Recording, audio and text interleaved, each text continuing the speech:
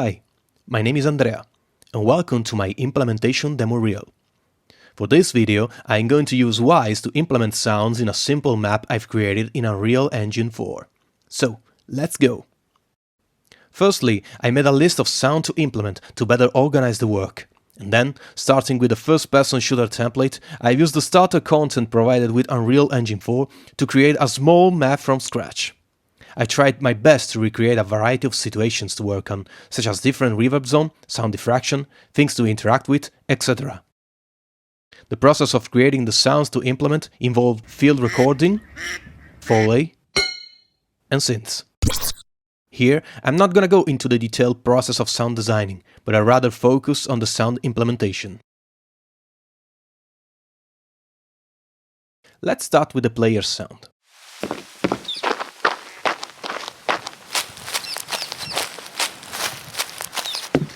In Wwise, the player footsteps are grouped into 4 random containers, each one representing the sound of the 4 different ground types present in the map: concrete, dirt, grass, and wood.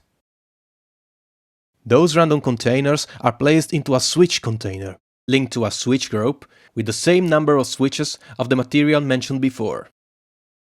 In Unreal, I set 4 surface types with the exact same name as the switches in Wwise. Then, I've created 4 new physical materials linked to them, and those are also linked to the materials used in-game. I set Unreal to check which type of surface the player is walking on by firing a line from the player to the floor. When the line hit the ground, it gets the surface type previously set, and sends it to the set switch node that changes the respective switch in Wwise. I've stored this process in a function, placed just before the node that plays the footsteps event. Just for the purpose of this video, I left the voice draw debug type to 4 duration. This draws a red line in game that acts as a debug, so it's possible to have a visible feedback of the process in action.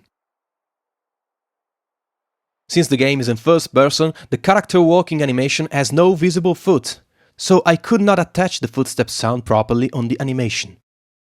I then decided to use the 2 Boolean variables already present in the player anim, specifying that only when the player is moving, and it's not jumping, the footstep sounds will trigger every 0.4 seconds. This value is also stored in a new variable, so if needed, it will be possible to change it based on the speed of the player movement.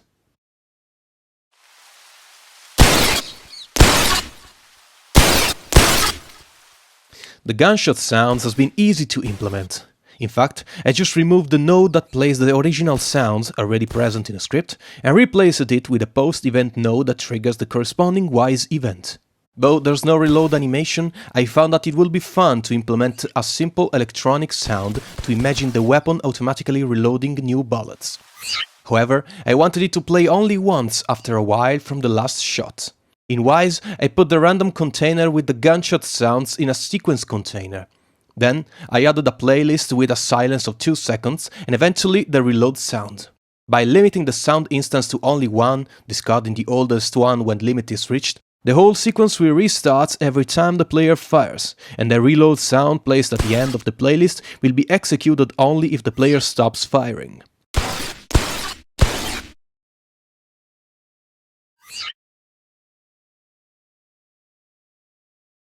The exploding barrel is created using simple static mesh shaped as a cylinder and surrounded by a trigger.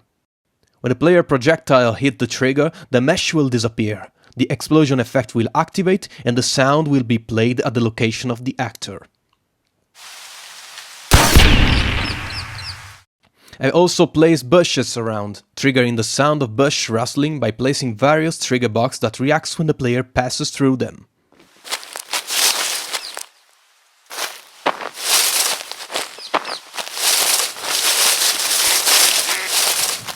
The door has a trigger box too that reacts to the player. When he enters it, the door will open. When he steps away, the door will close. Those 2 actions plays also the corresponding sound in Wwise. However, to make it more various, the opening sound is stored in a sequence container. The short playlist consists of 2 elements: the door opening sounds and a random container with a silence and a squeaking sound. That way, every time the player opens the door, there's a random chance to hear the squeak. In the deep of the cave, I put some smoke effect and a trigger box. When the player enters it, the Wwise state called is in smoke changes. I set Wwise to apply a low-pass filter to every sound when this situation is reached.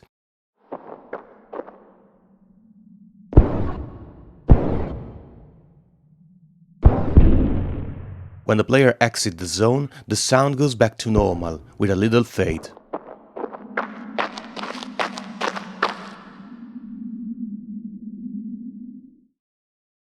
A Wwise attenuation curve is applied to almost every sound in the map, to control parameters such as volume and spread based on distance.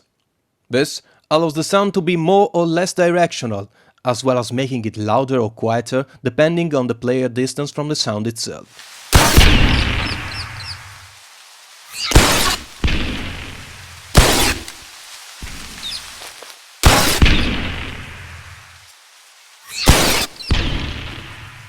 The Unreal orthographic viewport has been useful in determining the shape of the curve, as it allows a more visive approach, very helpful to decide also the max distance the sound should be heard. The Wwise attenuation comes handy also when applied to ambient sounds and reverb. For the reverb, I've set different auxiliary buses in Wwise, each with different reverb to apply at various places in the map. Then, in Unreal, I've placed different AK spatial audio volume, and for each one of them, I've assigned the proper auxiliary bus previously mentioned. That way, when the player enters one of those areas, he will hear the corresponding reverb.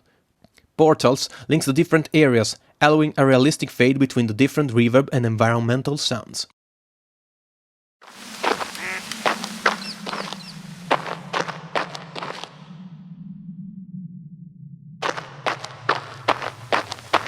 The cave reverb in Wwise has listener relative routing enabled and possesses its own attenuation curve. This allows the reverb to be directional too, so that when the player enters or exits the cave, the reverb of his footsteps, as well as other sound coming from the cave, will be heard from the direction of the cave itself.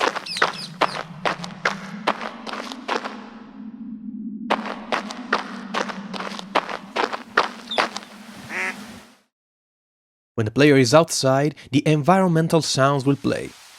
It consists of a loop with natural sounds I've recorded, along with several chirping of birds that will play randomly.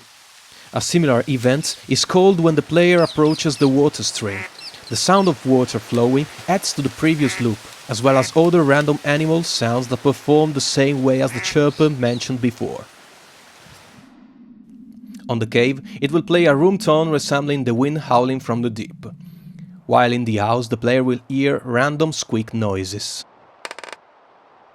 Those noises are activated by a trigger box in the house and will be spawned at random surround location, thanks to the Wwise 3D position feature. Also, since the whole listener orientation box is checked, when a noise is played it maintains the original orientation, even if in the meantime the player turns in another direction. It's important to say that the environmental sounds are ducked by the sound effects such as footsteps and shots. This allows the volume of every sound to dynamically adjust during gameplay.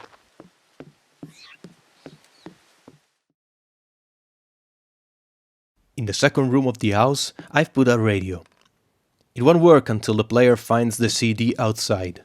When the CD is obtained, a variable is set to true, allowing the player to activate or deactivate the event containing a musical track.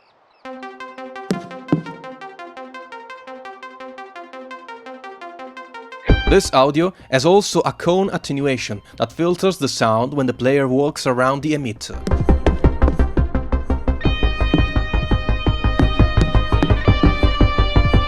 Since the diffraction and transmission box is checked in Wwise, it is possible to simulate the diffraction of the sound against wall and through portals, making the sound to propagate more realistically. In fact, when the player is in the adjacent room, the sound will come from the portal, and is mixed with the signal occluded by the wall.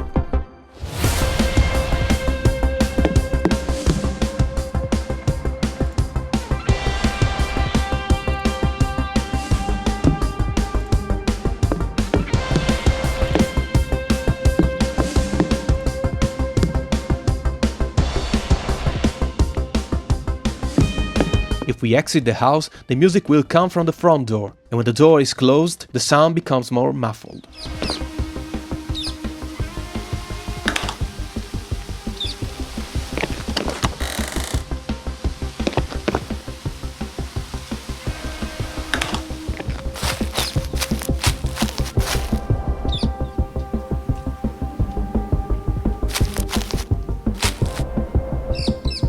It is also possible to see this process from the Game Object Profiler in Wwise. When the game plays, we can see the house with the two rooms. When the radio is on, the emitter appears, and a green line shows the path from the sound source to the player. As we can see, when there's no direct path to the listener, the green line bends to reach him. And if it's not possible to do so, only the occluded sound, represented by the blue line that goes straight to the player, will be heard.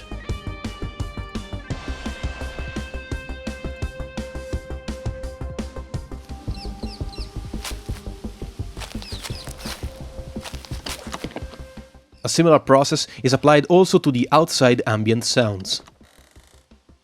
For looping voices such as the radio song, I check the virtual voice behavior sent to virtual voice. And on return to physical voice, I've chosen play from elapsed time. This way, when the player goes away from the sound source, it will continue to play on the Wwise virtual voice, even if it's not hearable. So when the player comes again near the sound source, it will be resumed, as if it never stopped. This process makes it more realistic and has also a good impact on engine performances.